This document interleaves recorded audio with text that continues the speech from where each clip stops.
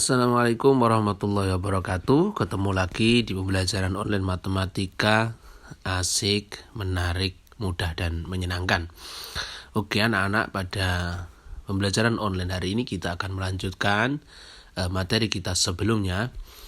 Pada hari ini kita akan masuk pada materi peluang empiris atau frekuensi relatif. Nah, sebenarnya materi ini sudah Pak Yudi sampaikan pada pembelajaran sebelumnya. Pak Yudi ulang kembali untuk memperdalam pengetahuan kalian dan memperbanyak contoh-contoh soal yang ada. Nah, langsung saja kita mulai. Peluang empiris atau frekuensi relatif yang kemudian disimbolkan dengan PE. Frekuensi relatif atau peluang empiris adalah perbandingan antara frekuensi kejadian, yaitu banyaknya kejadian, dibanding dengan banyaknya percobaan. Ya, perbandingan antara frekuensi kejadian, banyaknya kejadian dengan banyaknya percobaan. Nah, misalnya kita melakukan percobaan berkali-kali. Nah, dari setiap percobaan itu tentunya ada sesuatu yang terjadi kan ya. Muncul kejadian apa. Nah, frekuensi relatif itu perbandingan atau peluang empiris itu adalah perbandingan antara frekuensi kejadian dengan banyaknya percobaan, sehingga formulanya dapat kita tulis PE sama dengan frekuensi relatif kejadian sama dengan frekuensi kejadian dibagi dengan banyaknya percobaan dengan nilai PE antara 0 sampai dengan 1 ya, paling besar 1. Dimana ketika nilai PE itu sama dengan 1, maka kejadian atau peluang kejadiannya pasti terjadi. Kejadian itu pasti terjadi. Nah, kita ingat dengan angka 1. Ini menyimbolkan bahwa Allah Subhanahu wa taala ya. Bahwa kejadian itu siapa yang membuat anak-anak? Allah Subhanahu wa taala. Maka dalam matematika pun dirumuskan bahwa kejadian itu jika pasti terjadi nilainya 1.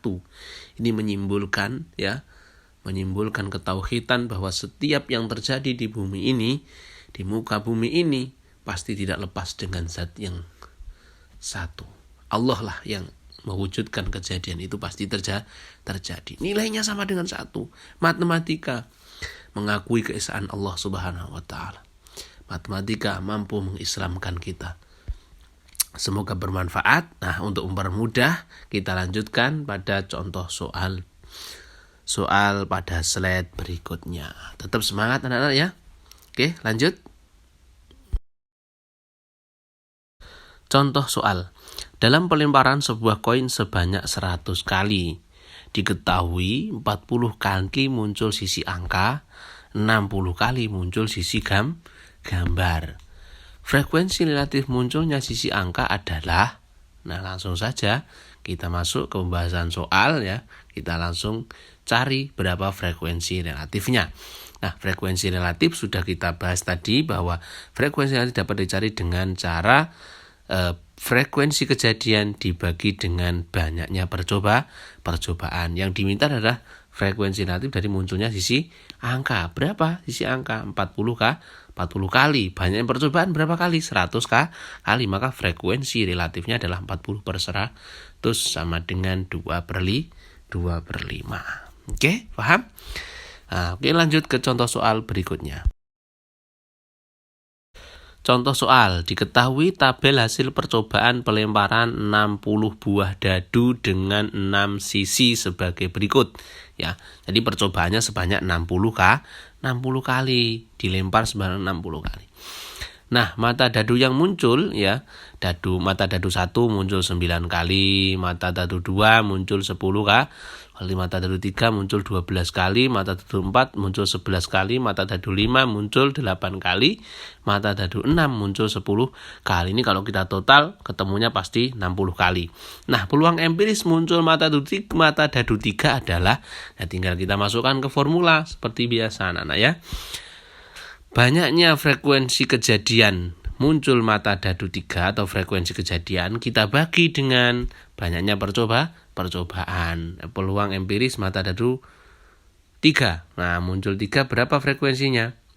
12, berarti 12 per 6, 60 sama dengan 1/5. Nah, karena yang ditanya di jawaban itu dalam bentuk persen, maka kita tinggal kalikan dengan 100. Ini dikalikan 10 ini ya di jawabannya.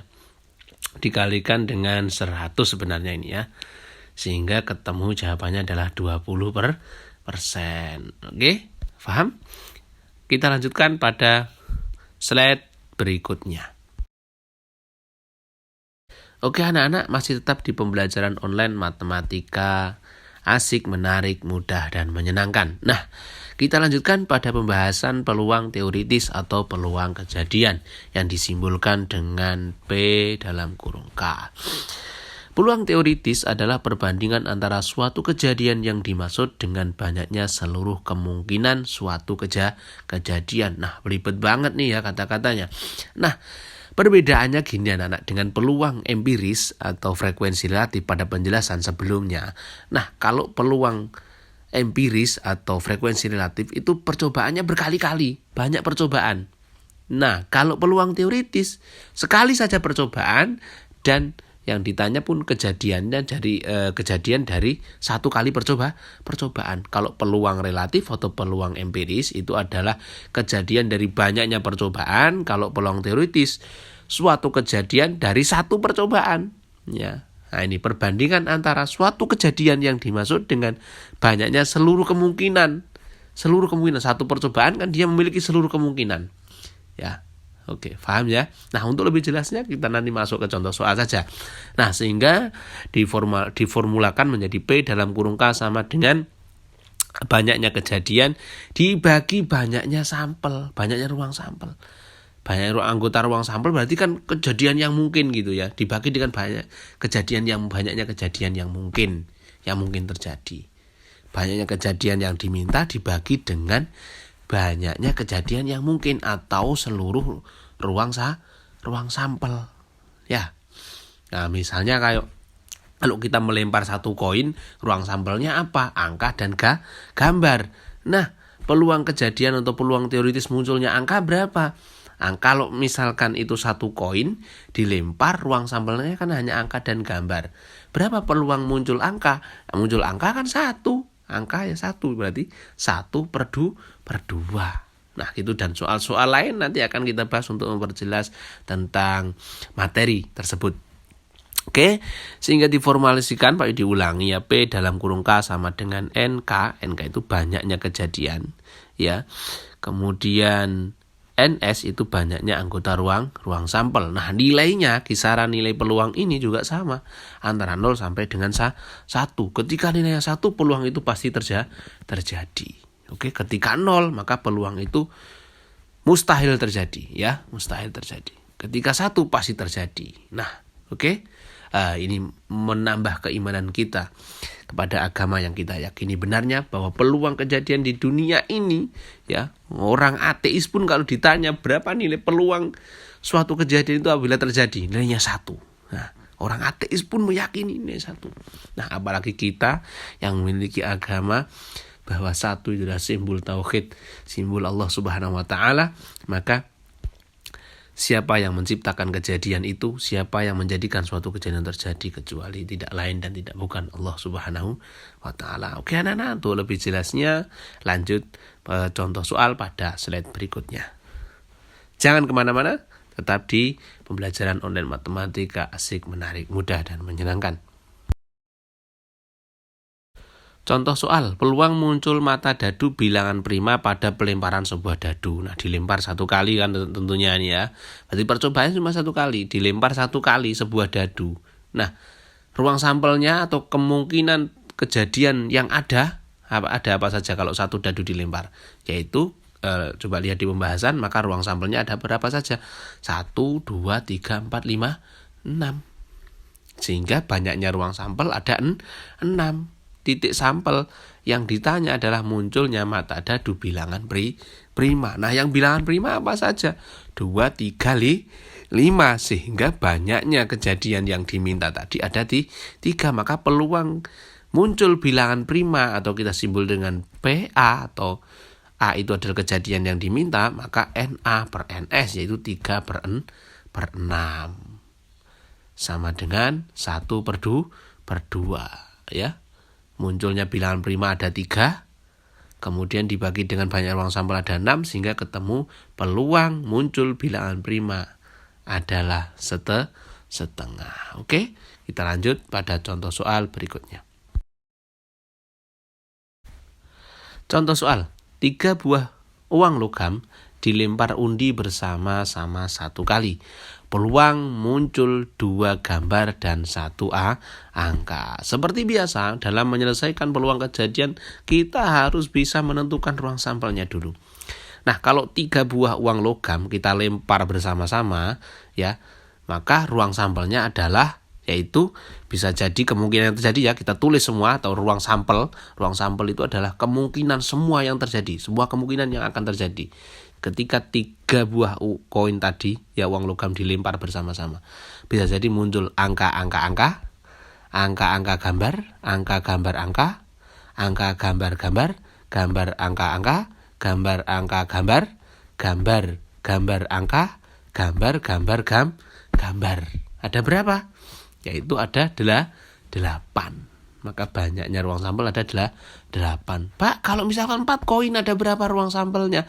Tinggal 2 pangkat 4. Ada berapa? 16. Itu bisa juga cari dengan rumus cara cepat, itu 2 pangkat banyaknya koin. 2 pangkat 3 karena banyak koinnya 3. Nah, banyak titik sampel muncul 2 gambar 1 angka. Yang diminta adalah peluang muncul 2 gambar 1 angka. Nah, kita cari berapa banyaknya muncul 2 gambar 1 angka. Kejadian yang diminta 2 gambar 1 angka, yaitu ada 3, yaitu angka gambar-gambar, gambar angka gambar, dan gambar-gambar angka. 2 gambar 1 angka. Sehingga banyaknya titik sampel yang diminta atau kejadian yang diminta atau kejadian A tadi yaitu 3. Maka peluang muncul 2 gambar dan 1 angka, PA sama dengan NA per NS, yaitu 3/8. Oke, paham? Nah, kita lanjutkan pada contoh soal berikutnya. Contoh soal. Nah, kita masuk ke contoh soal dalam bentuk kartu. Nah, kartu bridge itu, ya. Kartu bridge atau kartu remi yang biasanya sering digunakan anak-anak untuk bermain itu, ya. Seperangkat kartu bridge sebanyak 52 kartu dikocok. Kemudian diambil 1 kartu secara acak, maka peluang terambil kartu king. Nah, seperti biasa kita harus menentukan banyaknya ruang sampel, ya. Banyak ruang sampel kartu itu kan 52 sudah diketahui di situ. Banyaknya, ya, itu menjadi ruang sampel. Di situ ada king, ada as, ada keriting, ada bata, ada waru. Nah, tentunya anak-anak juga sudah paham semua, ya.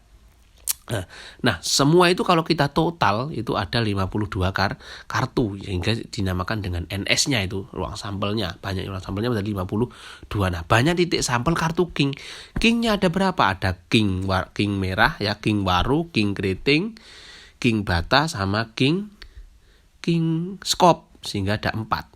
Nah, ada 4 kartu king, maka peluang terambil kartu king ya 4/52 atau 1/13. Oke, paham, ya? Mudah tentang peluang kejadian atau peluang teoritis. Oke, kita lanjutkan pada materi yang berikutnya pada slide yang ada di bawah. Jangan kemana-mana, ya, tetap di pembelajaran online matematika. Mudah, asik, menarik, dan menyenangkan. Oke, anak-anak, masih tetap di pembelajaran oleh matematika, asik, menarik, mudah, dan menyenangkan.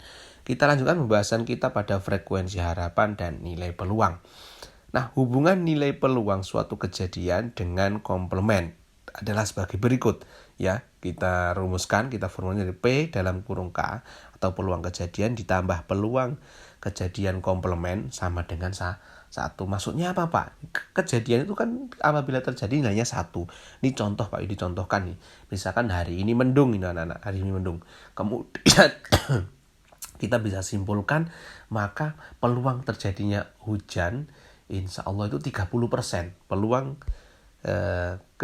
peluang terjadinya turun hujan, ini misalkan Badan BMKG mengumumkan peluang karena cuacanya mendung, peluang diinfokan misalkan kepada di media, ya, kemudian peluang hari ini turun hujan adalah 30%, maka peluang tidak hujannya berapa? 70%. Nah, 70% ini disebut dengan peluang komplement dari kejadian yang kita yang 30% tadi yang kita inginkan atau yang kita ketahui. Nah, ya paham ya. Pokoknya kalau dijumlah hasilnya ya 100%. Misalkan peluang turun hujan hari ini itu 30%, yaitu 0,3. Nah, peluang kejadian tidak hujan. Peluang tidak hujan berapa? 70%, 0,7. Kalau kita gabung, kalau kita jumlah sama dengan 1. Nah, biasanya di soal kalau ditanya peluang komplement atau komplemennya, misalkan kan terjadi turun hujan, diketahui hari ini hujan kan 30%, yang ditanya malah berarti berapa peluang kejadian tidak turun hujan, berarti ya tinggal 1 dikurangi dengan 30% sama dengan 70%. Kalau dalam persen, kalau dalam desimal ya 0,7. Oke, paham ya? Nah, kemudian kita lanjutkan pada frekuensi harapan. Frekuensi harapan adalah banyaknya kejadian yang diharapkan muncul dari suatu percobaan. Secara sistematis dapat dituliskan sebagai berikut. Maka frekuensi harapan kejadian adalah N. N itu adalah banyaknya percobaan dikali dengan peluang kejadian. Nah, misalkan kita ditanya tentang frekuensi harapan dari kejadian tertentu, maka kita harus menentukan peluangnya dulu. Berapa nilai peluangnya? Kemudian kita kalikan dengan banyaknya percobaan.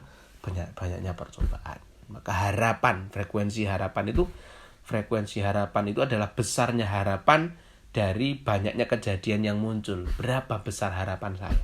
Ya. Ketika kita misalkan anak-anak misalkan nanti mau melamar sebagai audisi. Misalkan sudah berkali-kali mencoba. Frekuensi harapannya berapa? Tinggal kamu hitung peluangnya, berapa kali kalian mencoba, maka akan ketemu nilai frekuensi harapan. Ya. Untuk lebih jelasnya langsung saja kita masuk ke contoh soal ya. Contoh soal, peluang Andi tidak lulus pada sebuah ujian adalah 15%. Peluang Andi lulus ujian. Peluang tidak lulusnya itu 15%, maka peluang Andi lulus ujian tersebut adalah ya tinggal berarti peluang Andi lulus itu 100% dikurangi dengan 15%, sehingga peluang Andi lulus ujian 85%. Gampang ya, gampang sekali untuk nilai peluang. Nah, lanjut ke contoh berikutnya.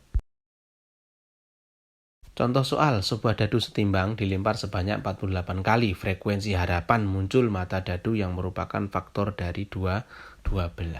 Frekuensi harapan. Oke, dalam percobaan pelemparan sebuah dadu didapat ruang sampelnya. Dari pelemparan sebuah dadu, ruang sampelnya tentunya 1, 2, 3, 4, 5, 6 ya. Ruang sampelnya, titik sampelnya ada 6, berarti banyaknya ruang sampel ada 6.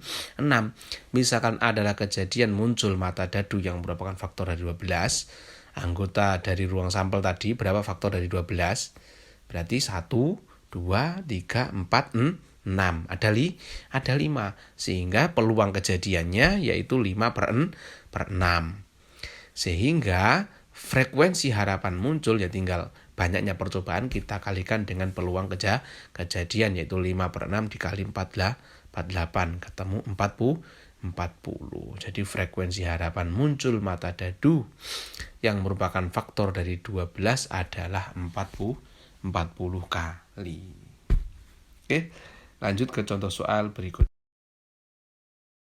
Contoh soal, peluang seorang pemain sepak bola mencetak gol pada suatu tendangan bebas adalah 0,6 dari 40 kali tendangan bebas. Frekuensi harapan dari banyaknya gol yang dicetak pemain tersebut adalah.